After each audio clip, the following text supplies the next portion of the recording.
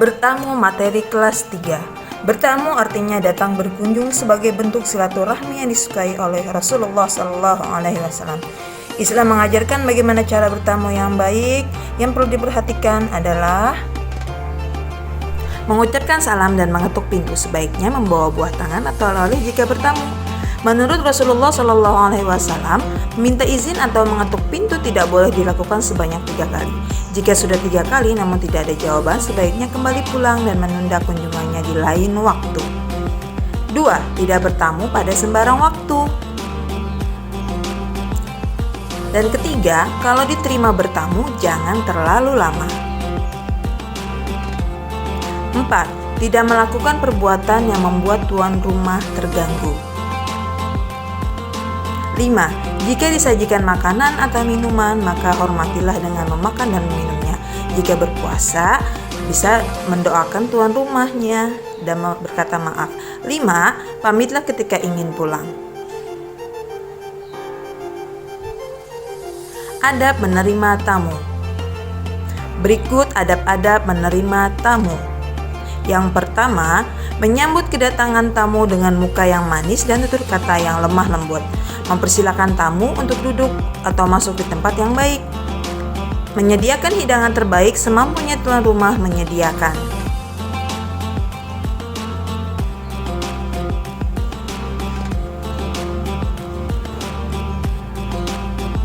Jika tamu datang dari jauh dan ingin menginap, maka tuan rumah wajib menerima dan menjamunya. Jika tamu hendak pulang, tuan rumah mengantarkan tamu sampai ke depan rumah. Terima kasih. Terima kasih kepada Abang Haza dan Abang Dirga. Assalamualaikum warahmatullahi wabarakatuh. Apa kabar teman-teman kelas 3? Semoga teman-teman selalu dalam lindungan Allah dan selalu semangat, dan insya Allah semoga teman-teman selalu sehat. Amin ya rabbal alamin. Dan jangan lupa untuk tetap mematuhi protokol kesehatan. Baik teman-teman, di pertemuan kita kali ini kita akan membahas bab 3. Masih bab 3 tapi pembahasannya berbeda, yaitu tentang menghargai waktu. Nah, sebelum kita mulai teman-teman, kita sama-sama membaca basmalah. Bismillahirrahmanirrahim. Di pertemuan kita kali ini tujuan pembelajarannya adalah teman-teman dapat mengetahui cara menghargai waktu dan dalil nakli menghargai waktu. Kemudian teman-teman dapat menghafal dan membaca dalil nakli menghargai waktu. Nanti akan kita bahas apa ya dalil naklinya. Baik teman-teman, tapi sebelum Bunda akan membahas materi kita kali ini, Bunda mau ajak teman-teman nyanyi. Teman-teman boleh ikutin di rumah dan semoga teman-teman pernah mendengar lagu ini. Ya, baik. Tentang 5 perkara yang harus kita ingat. Ingat 5 perkara sebelum 5 perkara, kaya sebelum miskin, sehat sebelum sakit, muda sebelum tua, lapang sebelum sempit, hidup sebelum mati. Sekali lagi ya teman-teman, boleh diikutin di rumah. Ingat 5 perkara sebelum 5 perkara, kaya sebelum miskin, sehat sebelum sakit, muda sebelum tua, lapang sebelum sempit, hidup sebelum mati. Ini adalah lagu nasyid yang sering diperdengarkan pada tahun-tahun yang sekarang ini tidak ada. Tapi teman-teman bisa dengarkan atau bisa cari di YouTube lagu tersebut, judulnya Demi Waktu. Baik teman-teman, kita akan membahas dari materi yang tadi menghargai waktu, dan ini adalah lagu mengenai kita menghargai waktu. Sebaiknya bagaimana? Baik teman-teman, menghargai waktu artinya adalah menggunakan waktu dengan sebaik-baiknya, menggunakan waktu dengan sebaik-baiknya atau dengan memanfaatkan waktu. Memanfaatkannya seperti apa? Memanfaatkan untuk melakukan banyak kebaikan. Kebaikan itu banyak ya teman-teman, jadi kita manfaatkan dengan sebaik-baiknya. Kemudian lakukan segera dan jangan menunda-nundanya. Itulah menghargai waktu. Segera lakukan jika memang itu perbuatan yang baik dan menghasilkan pahala. Lalu termasuk orang yang merugi nih teman-teman jika tidak bisa memanfaatkan waktu dengan sebaik-baiknya. Jadi kita termasuk orang yang merugi jika kita tidak memanfaatkan waktu dengan sebaik-baiknya. Terdapat dalam surat apa? Terdapat dalam surat Al-Asr ayat 1-3 yang menjelaskan tentang menghargai waktu. Yuk teman-teman kita membaca surat Al-Asr bersama-sama. Ayat 1-3 pasti teman-teman sudah lancar dan sudah pastinya bisa. Bismillahirrahmanirrahim. Wal asr innal insana lafi khusrin illalladzina amanu wa amilus solihati wa tawasau bil haqq wa tawasau bis sabr. Sekali lagi ya teman-teman. Wal asr innal insana lafi khusrin illalladzina amanu wa amilus solihati wa tawasau bil haqq wa tawasau bis sabr. Kita baca artinya ya teman-teman. Artinya demi masa sungguh manusia berada dalam kerugian kecuali orang-orang yang beriman dan mengerjakan kebajikan serta saling menasihati untuk kebenaran dan saling menasihati untuk kesabaran.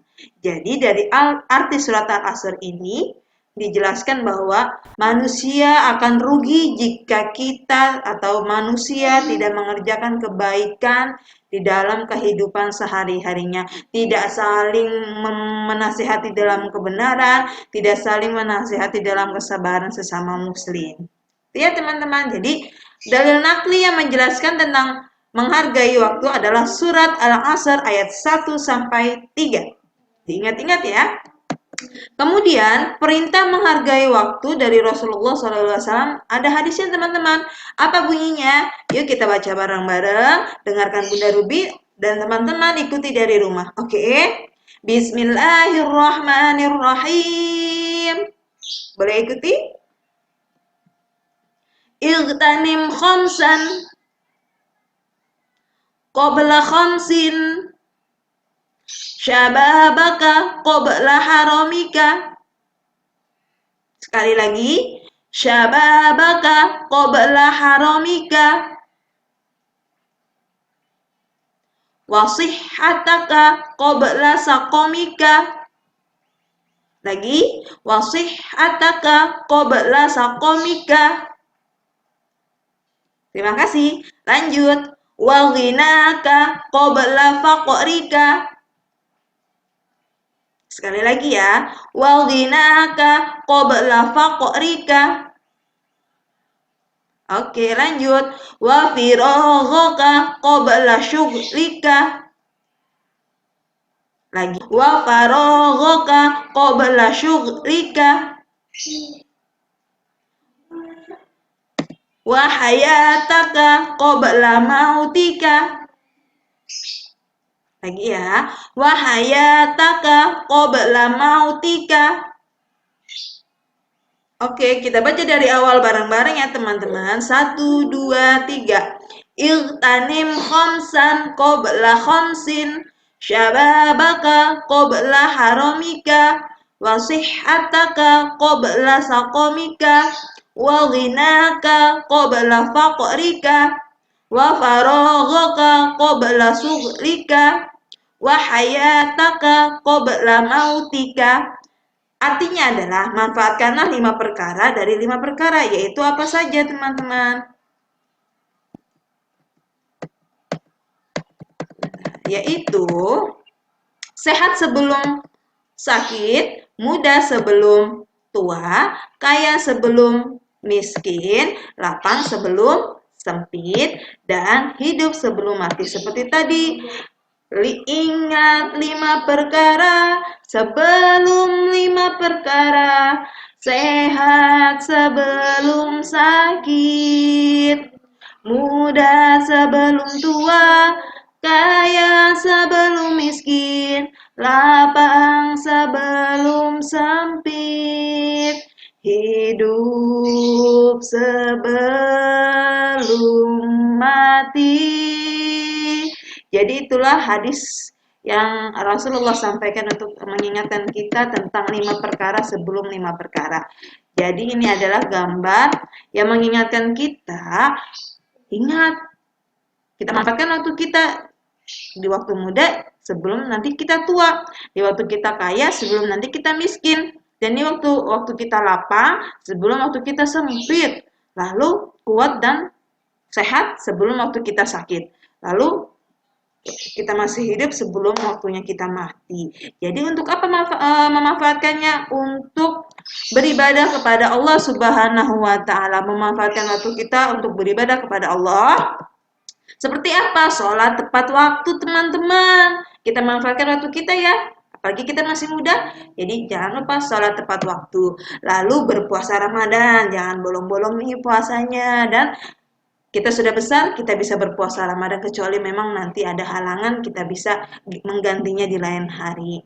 Kemudian bayar zakat tepat waktu, teman-teman, dan membaca. Kita harus meluangkan waktu untuk membaca Al-Qur'an, ya.